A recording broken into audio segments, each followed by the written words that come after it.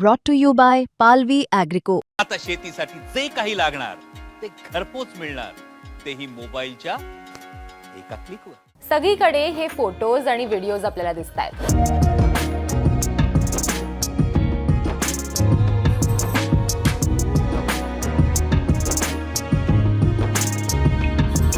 पंतप्रधान नरेंद्र मोदी, महाराष्ट्राचे मुख्यमंत्री फडणवीस, उत्तर प्रदेशचे मुख्यमंत्री योगी आदित्यनाथ ज्यांचं कौतुक करतायत. 19 वर्षीय वेद मूर्ती देवव्रत महेश रेखे.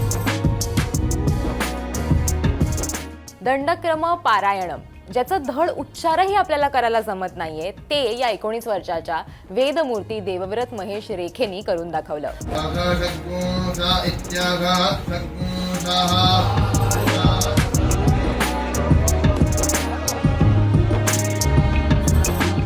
पण याचा नेमका अर्थ काय आणि महत्त्व काय असतं ते समजून घेऊया.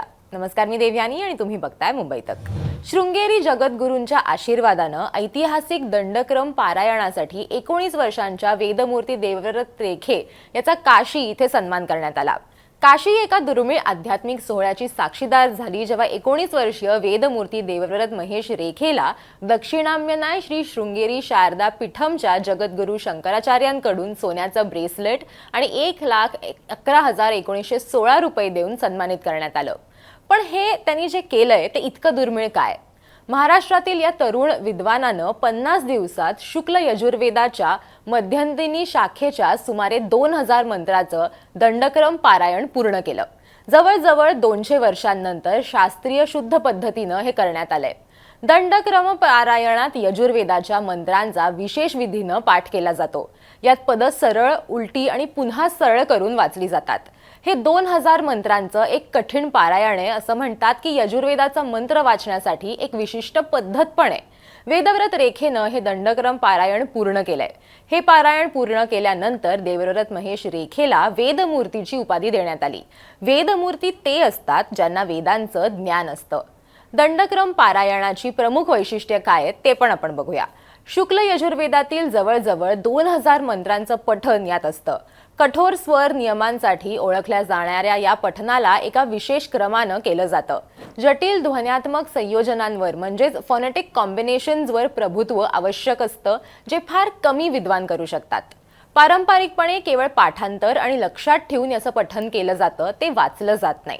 हे इतकं अवघड आहे की ही परंपरा जवळजवळ नाहीशी झाली होती.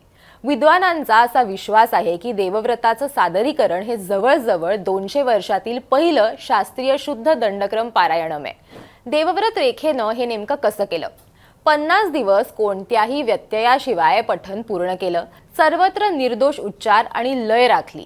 कोणताही लिखित मजकूर वाचला नाही. सर्व काही त्यांनी लक्षात ठेवलं होतं.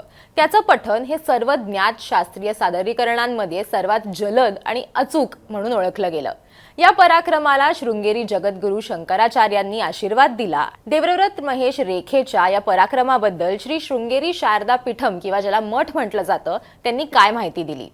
रथयात्रा क्रॉसिंग पासून महमूरगंज पर्यंत निघालेल्या भव्य मिरवणुकीमध्ये शंखध्वनी आणि 500हून अधिक वैदिक विद्यार्थ्यांनी शहराला एक चैतन्यशील वैदिक उत्साहात रूपांतरित केलं. भाविकांनी पुष्पवृष्टी केली आणि मिरवणुकीचं दिव्य यात्रेसारखं स्वागत केलं. विद्वानांनी असं सांगितलं की दंडक्रम पारायण हे त्याच्या जटिल स्वर पॅटर्न्स आणि क्लिष्ट ध्वन्यात्मक क्रमांमुळे वैदिक पठणात सगळ्यात अवघड मानला जातो. इतिहासात हे आतापर्यंत केवळ 3 वेळा केलं गेलंय. देवव्रताचं पठण निर्दोष होतं आणि सर्वात कमी कालावधीत ते पूर्ण केलं गेलं. 2 ऑक्टोबर ते 30 नोव्हेंबर या कालावधीमध्ये वल्लभरम शाळीग्राम संगवेद विद्यालयात पारायण आयोजित करण्यात आलं होतं, ज्याला काशीतील अनेक धार्मिक आणि सामाजिक संस्थांनी पाठिंबा दिला होता.